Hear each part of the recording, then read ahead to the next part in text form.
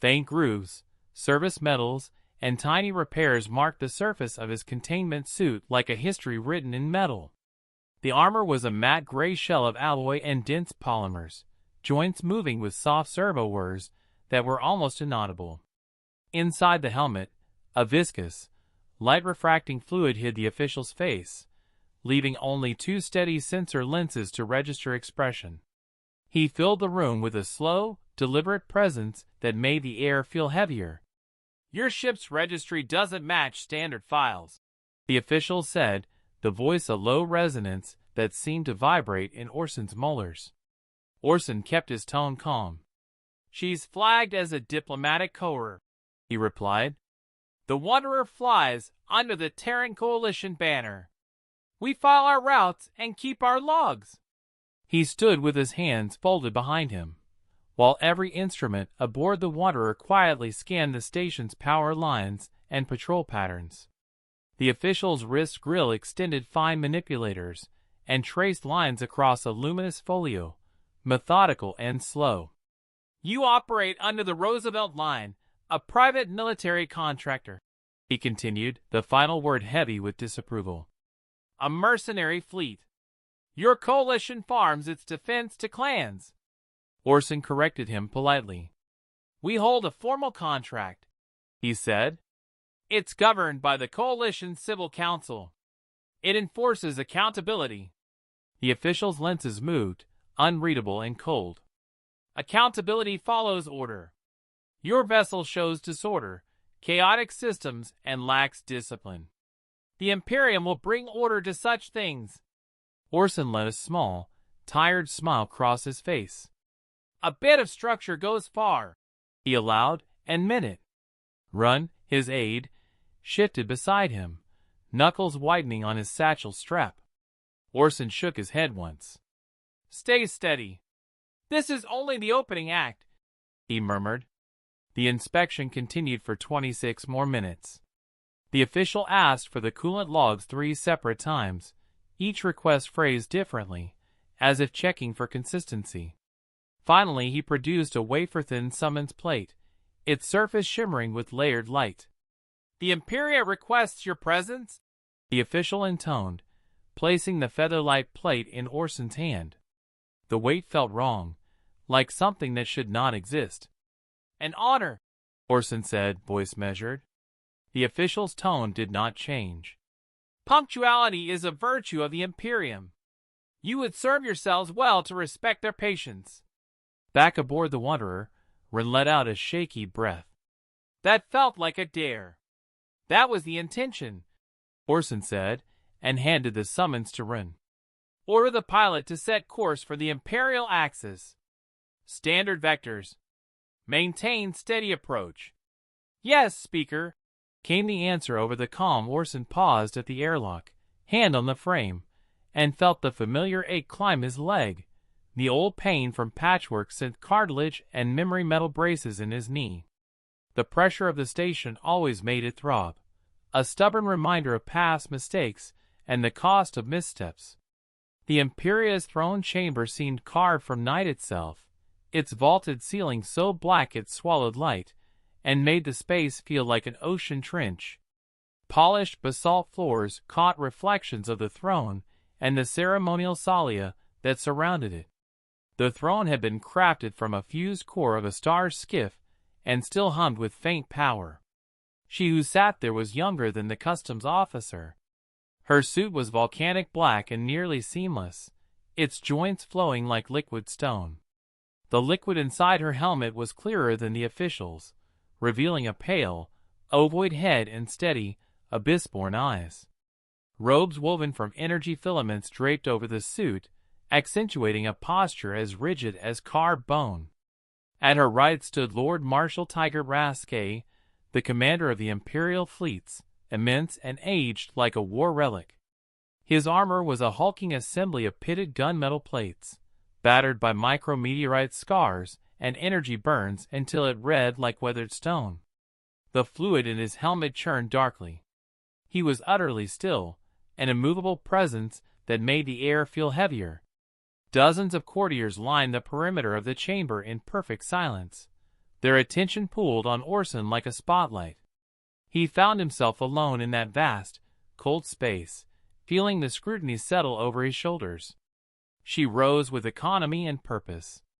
"Speaker Olson Mallory of the Roosevelt Line," she announced, her voice clear and carrying. "You stand before the sovereign of the Imperium, a civilization that tamed this spiral when your ancestors still drew on cave walls." Orson inclined his head in the old gesture. "Imperiatrix, you honor me with this reception." The sovereign's look hardened. "This audience brings consequence, not courtesy," she said sharply. "For generations we tolerated your species' expansion, your disregard for borders, and your improvisational approach to law. That lenience ends now." She laid out the charges plainly. Acts of aggression in the Hesperus system, piracy along vital trade routes, and the seizure of a vessel suspected of carrying military-grade material. Orson answered evenly. "We were enforcing order where?" There was none. The vessel was impounding stolen hardware. Raskay made a small, grinding sound as servos adjusted in his suit. "Details," he rumbled. "Trivialities." The sovereign's expression narrowed. "The pattern is unmistakable. Humanity destabilizes. It must be contained." Her voice rose. "By authority of my ancestors and the Imperium's will, I declare a state of total war against the Terran Coalition and its affiliates." A wave of low hums rose from the courtiers. "We are closing Keystone Transit to human vessels," she continued. "We will quarantine your colony worlds until they wither. We will cut your lines. You will learn the cost of defiance." She fixed her gaze on Orson. He laughed then, a genuine, low sound that echoed in the high chamber and made the courtiers stir. The sovereign's face tightened. Rask's stance did not change, but the lenses in his helmet tracked the subtle shift. Orson reached into his coat and, with deliberate calm, unfolded a crinkled copy of the Colonial Gazette, a paper edition dated 3 days prior. He held it up so the headline showed plainly, "Trade Wind Shift Abruptly." The sovereign stared at the simple headline, "Focus Absolute," and for a moment confusion flitted across her face. Raskay went utterly still. An aide in a sleeker suit leaned close to him and hissed a whisper. "My lord, that headline matched a flag sleeper code our analysts marked 3 weeks ago. We marked it low priority, a statistical oddity." The aide's fluid trembled with tension. Orson lowered the paper, folded it carefully, and tucked it back into his pocket. His face gave nothing away as he locked eyes with Lord Marshal Raskay. "A total war, then?"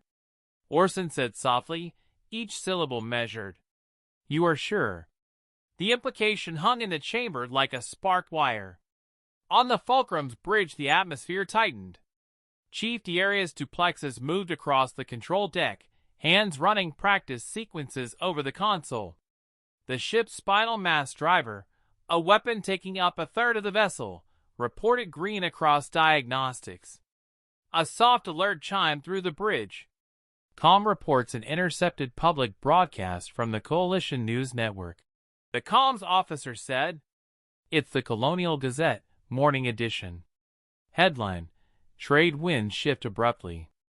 A few faces exchanged quick looks, but most of the crew remained locked to their stations. "Signal command, speaker authority," Darius ordered without breaking her concentration. "Fire control, execute flash directive, quiet readiness. Spool main drive to combat posture. Unmask IFF transponders and tie targeting telemetry to the network. Prepare primary objectives. Await my mark." Her command cut cleanly through the bridge's low hum. The Fulcrum's core shifted, and trillions of watts flowed into the mass driver's capacitors, making the hull vibrate with coiled energy. On the master tactical display, a 3D battle map shimmered above a coolant tank.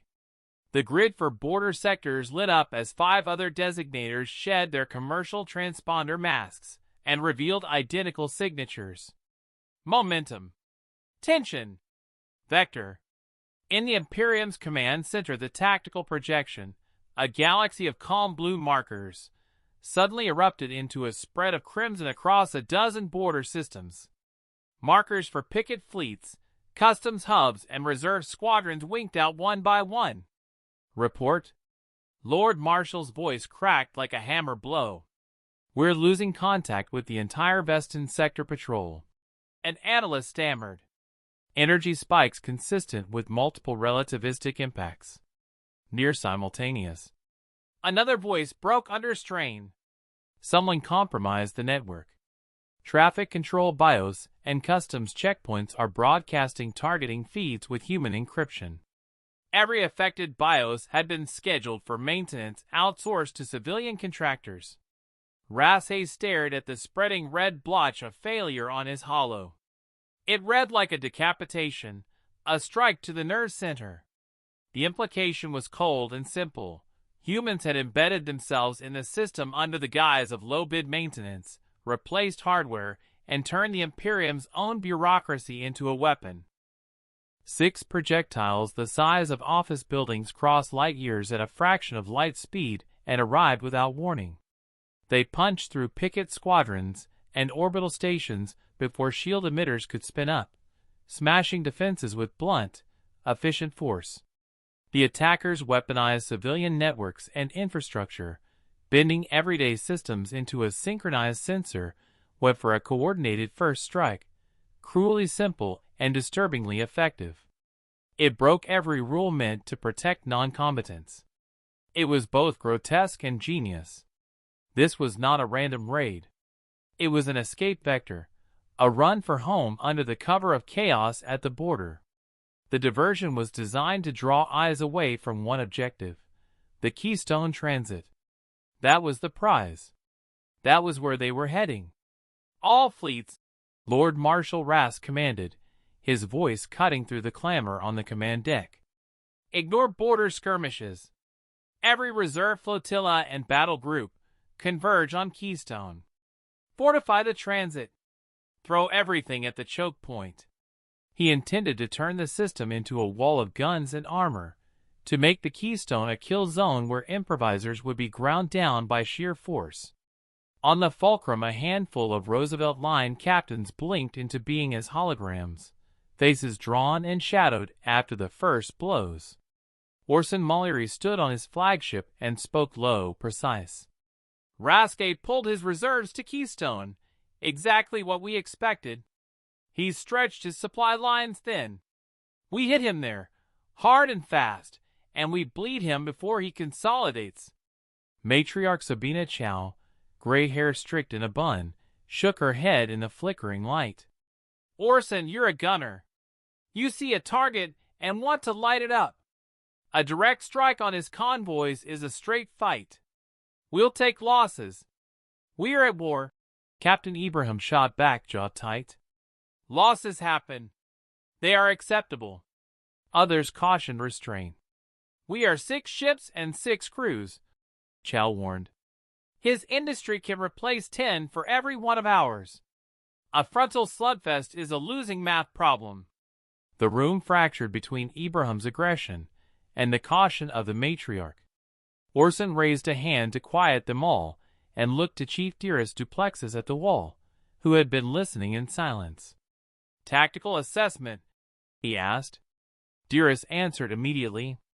Matriarch's plan minimizes casualties, but stretches the campaign by roughly 4 months, she said. That means 4 more months of blockades and starving colonies. Your plan is faster but riskier, higher initial casualties, but it may save more lives long-term if we end it sooner. Orson weighed the trade-off. We'll avoid the heavy warships, he decided. We'll hunt their supply vessels and turn their logistics into a string of traps. The captains nodded and signed their agreement. They set the bait with a cluster of automated mining tugs the line had seized weeks earlier and programmed to mimic the energy profiles of 2 merchant transports. The Fulcrum and its allies lay silent amid an asteroid field, drives cold, and heat signatures minimal. The tactic worked. Grill cruisers detected the false distress call and moved in, eyes fixed on the fake signatures. "They took the bait," Speaker Teague reported. Orson's voice was steady from the command chair. "Dearest, are the gunners synchronized?" "Locked and ready," she confirmed. When the cruisers closed, the ambush snapped shut. Point defenses spat tungsten slugs and missile tubes unleashed swarms, but the Fulcrum and its sister ships were ready. One cruiser exploded into a cloud of superheated metal and gas, gone in an instant. The enemy commander broke doctrine and charged the trap with brutal close-range tactics, forcing an ugly, visceral fight where armor and courage mattered more than long-range finesse. Plasma lances lanced the void and carved a molten scar along the Fulcrum's port hull. Alarms blinked red, and a fire sprang up on Deck 12. The bridge smelled of scorched insulation and hot circuitry. "Point defense is keeping the command ship in one piece, but missiles aren't getting through," Dearest reported, voice tight. Orson studied the tactical display, tracing trajectories among jagged asteroids, and saw an unconventional firing solution. "Target the C-class asteroid grid, reference 94 Gamma," he ordered, voice clipped. "Low-yield round. Shatter it into large fragments. Don't pulverize it, make chunks."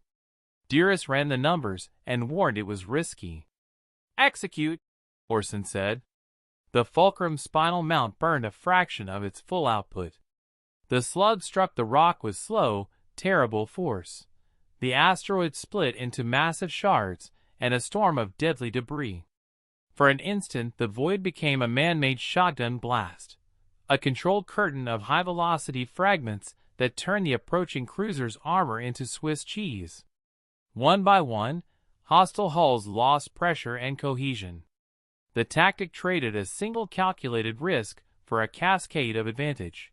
The ambushers became the ambushed, and the supply line's momentum collapsed under its own vulnerability. When the smoke of the engagement cleared, the tactical map showed gaps where picket squadrons once stood, and the line's logistics had been fragmented. The trap had worked, but it had come at a cost: scorched decks, injured crews, and the knowledge that the enemy could still strike in ways no rulebook had prepared them for. The war had just deepened, and every decision from here on out would echo across a dozen systems. Debris from a shattered moon spread like a lethal cloud, each fragment racing outward at thousands of meters per second. The field swept into the path of the lead cruiser with no warning. Shields flared, then failed under the hail of tiny, high-speed impacts. Armor peeled and buckled like old sheet metal. Before the grill captain could respond, a volley of inertia missiles struck true, and the enemy command hull tore itself apart. The remaining cruisers, their leader gone, broke formation and fled. Orson sat on the edge of a medbay diagnostic bed, while Dr. Chero Abe, an old family friend whose grandfather had served with Orson's crew, ran a scanner over the ruined joint in his leg. "The synthetic cartilage is breaking down," Chero reported, brow furrowed as numbers scrolled past. "Microfractures are spreading. You're loading too much stress into the joint. It needs replacement or regenerative therapy." Orson waved a hand, impatient.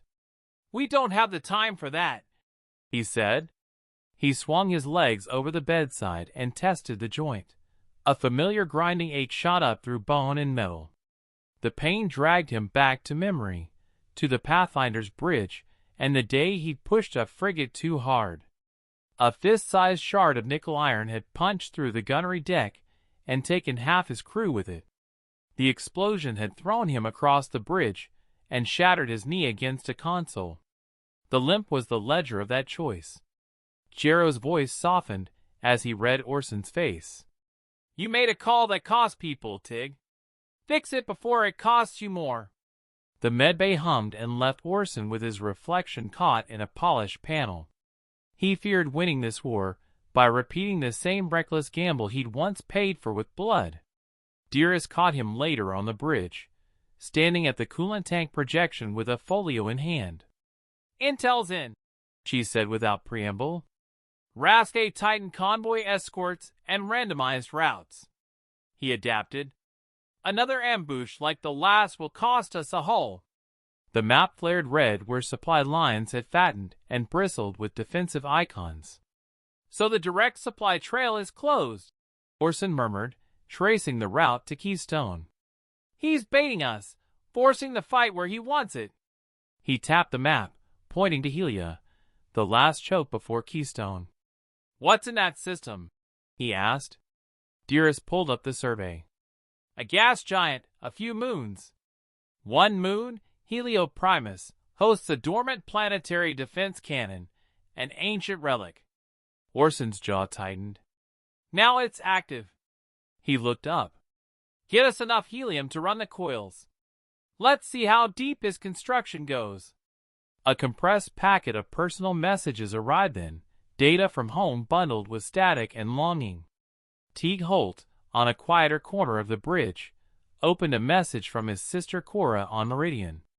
Her face flickered on his folio, pale but forced into a brave smile. Hey Tig, she said softly. Rations are down. Patrols circle above. It's frightening. But people say the line is fighting, that you're coming. That hope keeps us going. Please come home safe. I miss you. The message was already a week old. Teague looked away from the screen, fingers resting on the cold viewport frame. He fought now for that thin, strained smile. When the Roosevelt line slipped into Helia's vicinity, the trap showed its true face. The moon-based cannon was fully operational and trained on the only safe approach to the transit point. Any ship running the gauntlet would be vaporized before the pilots could react.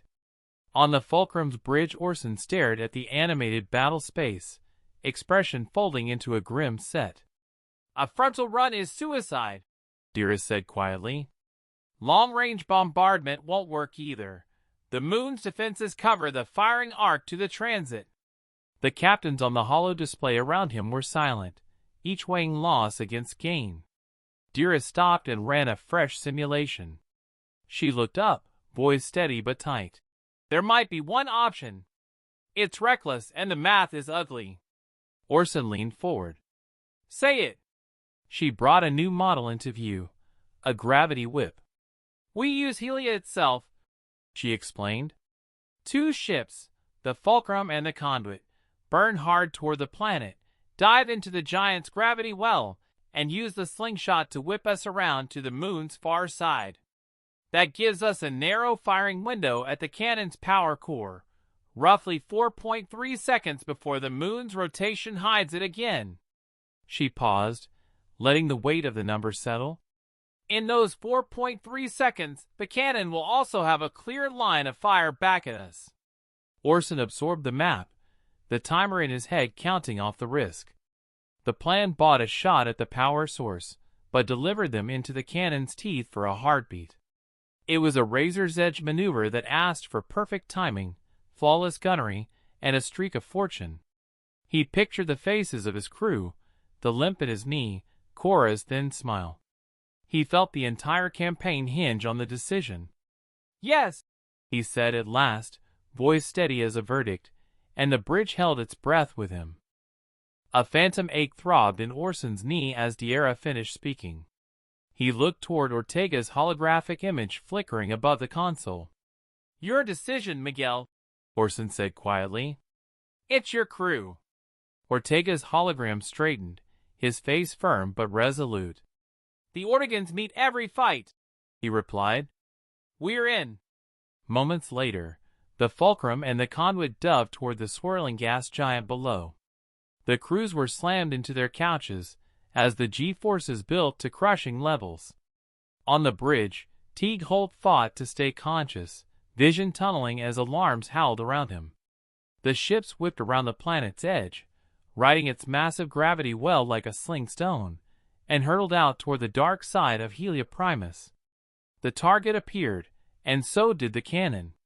A beam of white-hot energy, wide as a city skyline, tore from the moon's surface. Evasive maneuvers, Orson shouted. The Fulcrum shuddered violently as the beam grazed its bow, sending shockwaves across its hull. Shields overloaded in a burst of light, then died, leaving systems sparking and consoles dark. The conduit wasn't as lucky. The beam caught it mid-roll, slicing through engineering. Its reactor bay erupted, venting molten plasma into space. Yet amid the chaos, Tierra's voice cut through the noise. "Target locked," she yelled. "Firing!" The Fulcrum's rail mount released its payload. The slug streaked across the void and slammed into the moon's power core. The impact triggered a chain reaction that tore through the entire planetary cannon facility, ripping a continent-sized scar across the lunar surface. The explosion split the moon like a rotten fruit, and the path to Keystone was finally open. But victory came with silence. On the holo display, the conduit's status icon turned red, then dimmed to gray. The ship was dead in space, its engines in meltdown. Rescue shuttles scrambled as the surviving crew, families, engineers, children, were ferried from the crippled ship to the other vessels. Orson stood in the Fulcrum's hangar, watching the conduit's people arrive. They looked hollow, carrying only the small remnants of lives left behind, photos, insignias, heirlooms. Captain Miguel Ortega moved among them, issuing calm orders despite the exhaustion carved deep into his face. When he saw Orson, he simply nodded. It was the nod of a man who had lost everything and accepted it. Out the viewport, the conduit drifted, a lifeless hulk silhouetted against the stars, a tomb holding centuries of history. Orson's gaze lingered on it before he turned to the operations table. The tactical display showed Rask's fleet, a massive barricade of warships blocking the Keystone Transit Corridor. But Orson saw something else in that moment, not just a blockade, but a weapon waiting to be born. "A direct assault is suicide," he said, voice hollow. The holographic faces of the 4 remaining captains flickered to life, each watching him silently. Tierra stood beside him, rigid and pale.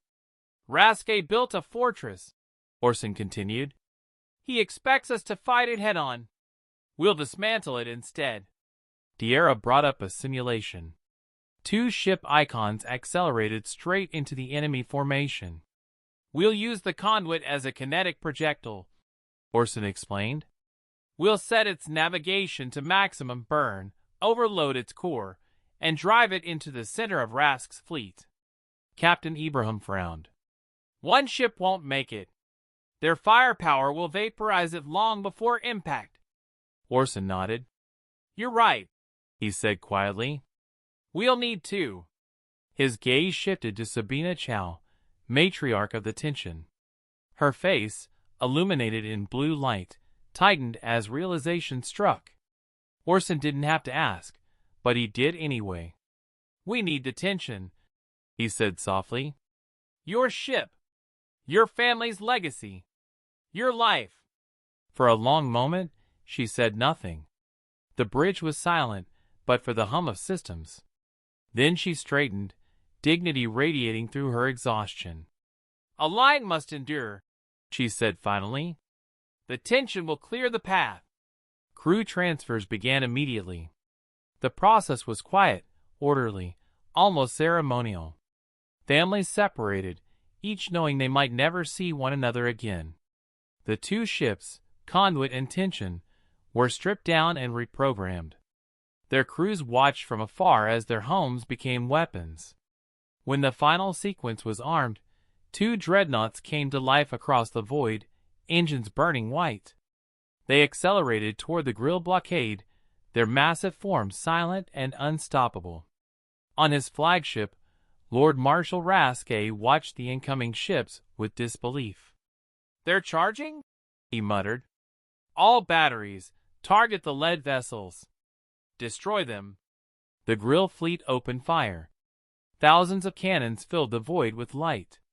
The 2 dreadnoughts were hammered by energy beams and kinetic slugs, but they kept moving, silent and unwavering. Armor peeled away. Decks buckled. Yet neither ship fired back. Rasque stared at the data feeds, unease growing. "Ceasefire," he whispered. "They're not engaging." Then realization struck, and fear followed. "They're not ships," he said. "They're projectiles." The moment hung, then shattered. The conduit and tension hit the blockade. Their reactors overloaded in perfect synchrony, unleashing the combined energy of 40 billion tons of mass moving at impossible speed. The collision erased the center of Rasque's fleet in a blinding wave of plasma and shrapnel. Shockwaves tore through nearby ships, ripping formations apart, scattering the Grill Armada into chaos. "Full thrust!" Orson shouted. "All ships through the gap!" The remaining line ships surged forward, cutting through wreckage and burning debris. Shield alarms screamed as fragments the size of buildings slammed against their hulls. But they broke through. Beyond the ruin lay the Keystone Transit, open, stable, and clear. Behind them, Rasque's fleet was shattered. His forces fell into disarray, retreating from the devastation. On the Fulcrum's bridge, the blaring alarms faded, leaving only the low hum of the engines. The crew watched the tactical hollow as the conduit and tension signals blinked out one by one, two voids in the heart of the formation. They had one. The Roosevelt line held the corridor. Relief convoys began pouring through the transit, their holds full of food and medicine for the starving colonies. On the sensor deck, Teague received a short, text-only message stamped just minutes old. It was from Cora. "We saw the lights in the sky. We knew you were coming." Later, D'Era found Orson on the observation deck, watching the relief ships drift toward the stars. "We did it," she said quietly.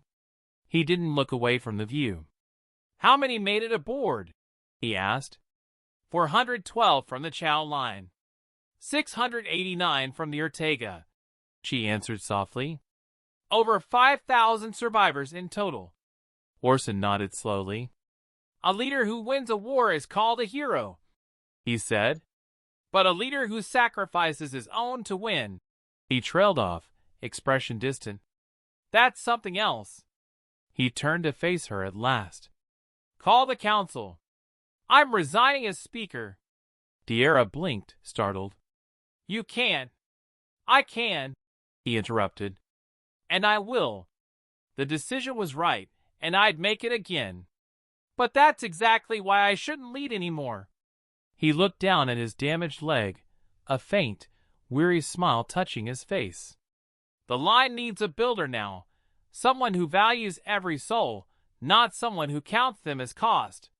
He turned toward the exit, the light of distant stars glinting in his eyes. "I'm going to get a new knee," he said quietly, and walked away.